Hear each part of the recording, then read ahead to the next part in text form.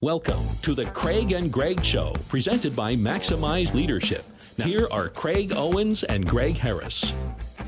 Hey, welcome to another episode of the Craig and Greg Show. We're kicking off a new year. I'm Craig. This is Greg. Same guys, same studio. New content though for you for this new year. So let me start off with at home. Fill in the blank on this way. The shortest distance between 2 points it's a straight line, right? But it's not a shortcut to get there. I think a lot of people want to find the fastest way to get someplace, and our experience has been that sometimes there are some things that if you try to rush it, doesn't turn out so well. But if you take your time, I think that the results might not come as quickly as you want, but I think the results are much more satisfying and lasting. It's not just kind of a flash in the pan sort of thing. So let's unpack that for some of our leaders that are watching us today. Why is it? Let's start off with on the negative side. Why do we want things done so quickly right now? Like a patience. Yes. It's like, that's our problem. We want it now. We don't want to see it take maturity. We're kind of immediate gratification a little bit. Not just any generation, all of us humans, I think that's just we're impatient. And we want results. The shortcut seems to be what would make sense. Yeah. But what's the easiest way to get there? Is what people usually ask. Have you done that on your GPS, like fastest, most scenic? Well, I did a little research from the map. I have one map that I really like, and the percent of who wants the scenic is 2%. Yeah. Like, just get me there. Right. Just put the pedal to the metal and let's go. Yeah. I think you're missing trees. There was a gentleman that I had a cottage next to that was really quite interesting. He never took the same way back. So like, let's say from you drive from your town to jump on the highway. He would take a different way if you got back home, back to his house. I just thought it was brilliant. And he tried different roads just to get a different view, wasn't in a hurry. Right. And who knows what you're going to discover on a new route. And oftentimes you take the same road, you're like, did I even use my blinker? Like, it's just so involuntary. Just, drive like this. No. Right. Well, I think that is, what I see, especially when I'm in the school working with students, is, and you saw it a lot with athletes when you were working with them, is when something becomes hard, that's making them slow down on getting the work done or getting to the end result, then they immediately just want to bail out on it. Right. They don't want to press through. But, you can use a lot of just really simple analogies, but if you're weightlifting and you're only lifting, a half-pound weight, you're not building anything. Yeah, it's easy, and you could get through your workout really quickly doing that, but what's the value? What have you actually done for yourself? That's almost the person who wants check the box. Yeah. I worked out. How did you work out? Well, half a pound. Yeah. I guess you did work out. Look at my to-do list. All of my boxes have been checked. Exactly. I can sleep good tonight. Right. I think immediate gratification is definitely a flaw of all of us. I think the shortcut part is maybe we miss a little bit along the journey. And I think we're so quick. We have our phones. This is going to date us a bit, but, the World Book Encyclopedia. If I had a question, my mom goes, look it up. I'm like, ooh. But she was right, because the curiosity would be answered in that book. Yes. Now you have a phone, and you're like, why is it so slow? Yeah. I only got 3 bars. Right. So I think we moved into that. I had an uncle that definitely had some cool insights. One was he thought the microwave was the worst invention ever, because it took people out of the kitchen. You didn't have to, make the mashed potatoes. You could buy them frozen, just put them in. Yep. So it hurried it up, and then you went back and, sat down and looked at your phone, I guess, while it was in the microwave. Sure. He thought the microwave was a horrible invention. It's like instant. You have a story about your dad? Well, I'm just teasing. I won't have you do that one.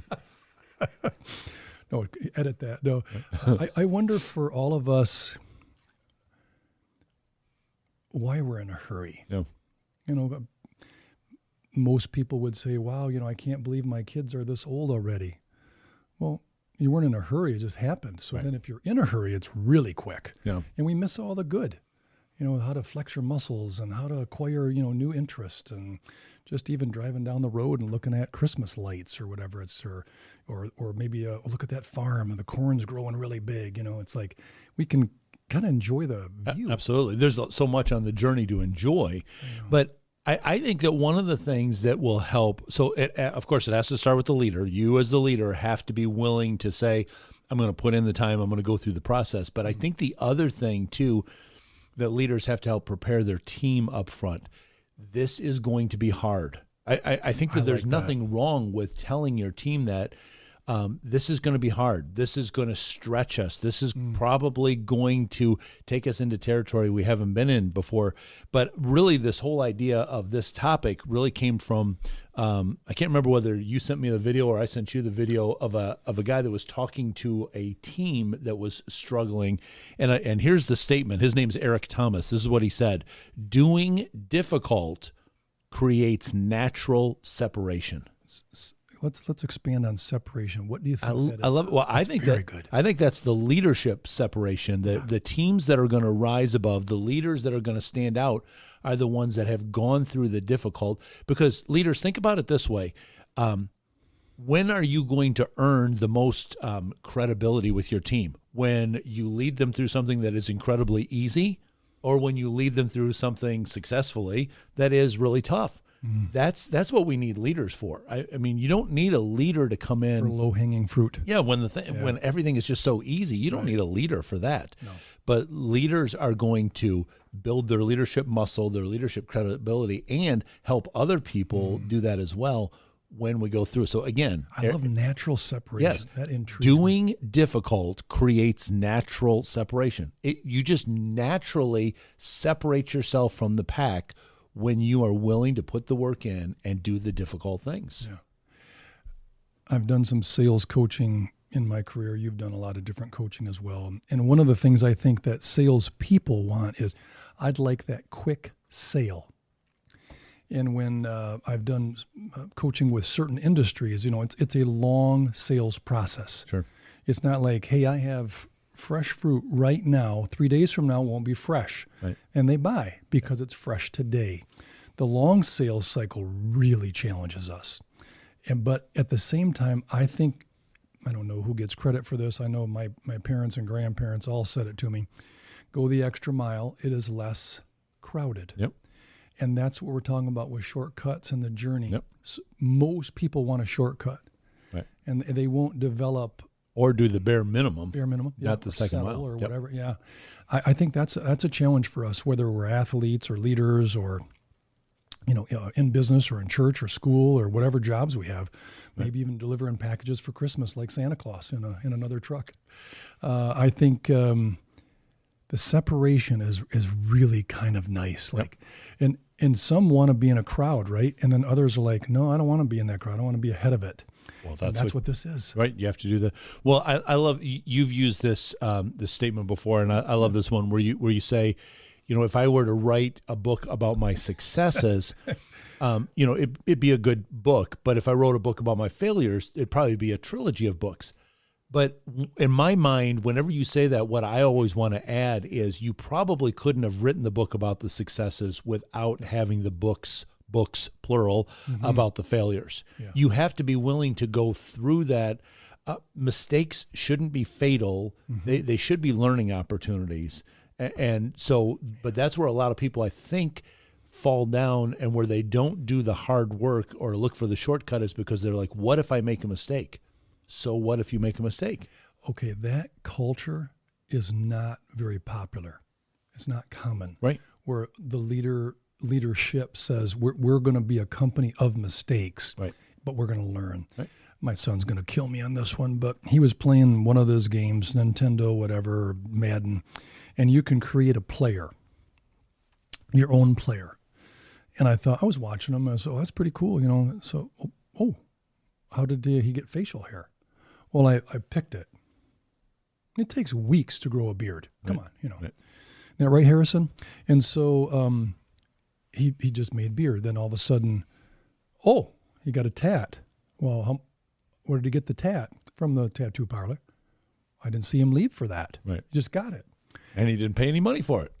And then all of a sudden he goes, I think I'm going to go big and strong like Derrick Henry, the running back in the NFL. Well, he's big and strong and fast. So all of a sudden, a couple buttons and biceps and big quads and speed number goes up. I'm like, well, he never went to the gym. Yeah. And that's our society. Yep. Well, as a pastor, I will sometimes have younger pastors. I get this question a lot. They'll say, how long does it take for you to write a sermon? Oh, geez. And I used to try to quantify it, like, well, let me see. Once I sit down, and then I said, you know what? I can't answer that question because I am always writing a sermon or multiple sermons. I'm always writing the next book. I'm always writing the next blog post. I have right here on my computer, I've got scads of notes in my office. I've got file folders. Scads. How many is that? That's Is it lots a and lots. gazillion? What I is don't know. that? What do I got in here? About 80 or so, little snippets of ideas. Scads. But that's like even you and I in an episode like this, we see a quote from somebody or we experience something and we say, can we build on that? And we wrestle with that idea. And I think that a lot of people are wanting to just kind of like, can I just go back here on the shelf and just pull something off and have it done for me, and I don't have to do the work for it. But then it doesn't carry any authority with it. It doesn't carry any authenticity with it. People know that you're just going like this and just reading a script to your group, or you're just going through the motions of, well, this is what the leadership book told me I'm supposed to do next. But when you're in there with them and you go, you maybe have to come in and go, made a mistake there. Sorry, guys, I dropped the ball. I just didn't know how to handle this. So here's how we're going to pick up the pieces. Or when you say, hey, I'm not exactly sure what we're going to do. I need some help. I need some input from you guys. This is a tough time. How are we going to do this? That's the authenticity of leadership, that where you really are building it up, not just pushing the buttons like, and say, oh, look, you got big biceps. We're ready to go right through this now. Right. Yeah. And I think that might be why New Year's resolutions, that's not our episode today, but New Year's resolutions are so commonly characterized as, they joined the gym. A couple weeks later, you could pick any piece of equipment in the gym because they didn't come back. Right. Because maybe the results, maybe they realize it was harder. I think that's a fabulous way to start for leaders. I'm just going to repeat Craig is, this is going to be hard, but it's going to get our organization delivering, product or services to our customers to the next level. It's hard. Easy is it's a very popular group. Yep. But the hard part really is a tough one. Well, and why do we avoid it? Well, there's a word that you use a lot, grit. I love that word. Talk to our viewers. How can they use grit? What does that mean to be able to push through and create that natural separation? Grit is something inside where circumstances call it out. Yeah. Like courage. Yep. You don't become courageous. You learn courage through difficulty. Yes. Or having to say, I'm going to go back and try this again. I'm not going to quit. I think that is one of our societal challenges. It's not on our script, but quitting is too easy today. Oh, sure. I just saw a very big number. This is college football, the portal. Over 2,000 players are in the portal already. The season's not even over. They're already quitting on the team they're on. Yep. Just too easy. And I think as leaders, we have to allow someone to fall or trip, but not stay down. Yes. And I think that's where grit, I love the word. It's a simple word. I'm trying to blank on the author. Angela Duckworth wrote fascinating on that story. Get that book. It's awesome. She wanted to prove what was maybe a pedigree on how leaders became just amazing, top of the game in their field. And she went in with, it'd be something, education, something genetics, something other experiences. Right. And then as she interviewed hundreds of leaders, the number one thing came back as grit. Mm. It didn't have anything to do with how smart they were or how much money they had or did they have umpteen years of experiences. So to me, grit is something in each of us. And if we don't call it out, it gets a little flabby. Yep. That'd be my challenge. Yep. Go ahead. Oh, absolutely. Well, I love that idea. The word I like to use a lot of times is stick-to-it-ivness. Just like, okay, that didn't rolls work. off your tongue kind of nice. Let me, how can I stick to it? How can I stick with it? How can I keep going? And that's the grit. It's the same thing. And, I found that not only, I think it was Abraham Lincoln that said that if one person stands up and is courageous, it strengthens everybody else around them. So whether you're sticking to something or whether you're using grit, you may not realize it, but you're actually, everybody around you is like looking and going, oh, look, they're trying again. If they're trying again, you're getting up and kind of dusting themselves off. Maybe I can do that too.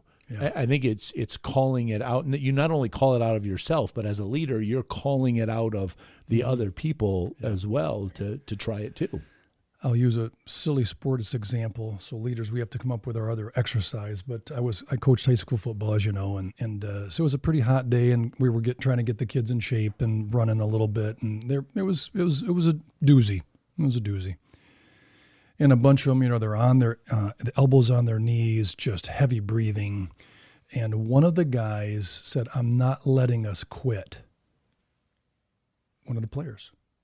And I said, "Step back, coaches. Let him do his thing." He goes, "We're not quitting because in the fourth quarter when we're playing the rival and they're not quitting, we're going to do this, hands on our knees?" No. He went up and down the row, patting the helmet, patting the shoulder pads. "We got 2 more in us, coach." I'm like, okay, we were going to do just 1 more. We got 2 more of us. So they ran their little exercise and came back. He went back up and down the row. I mean, there were guys ready to say, "I don't even like you anymore. I know you're my teammate." He went back out. "All right, we're ready to go, coach." Blow the whistle. They did their run, came back. And I said, "All right, you guys get together. Coaches don't go there." So they got all in a huddle, arms on each other, heavy breathing, talking up. And at the end, they all went back to the sidelines like that wasn't that hard.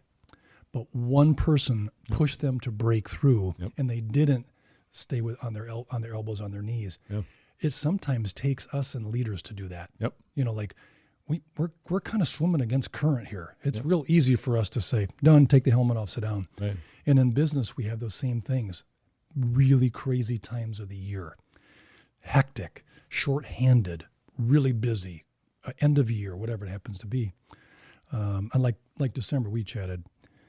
You got about 18 days in December for business, maybe 17, because of the holidays. And other months have 21, some of them have 22 business days. So you got to jam that in. And so I think for us, as leaders, whether you're running sprints and you have 2 more left, sometimes you have to encourage them, gut it out. You can do this. It'll be worth it. And you've had those experiences where you've had to rah a very tired team. Yeah.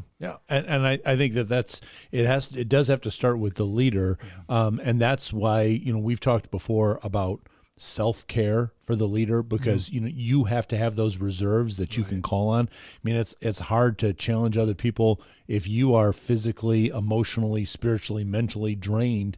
What are you gonna? What are you leading from? Right, it's just empty words that you're saying at that point. But let's give. I mean, we've kind of talked about. I think people know we're advocating. Don't take the shortcuts, push ahead. But let's give them a couple of bullet points. What are some action points that our leaders can try right now at the start of this year?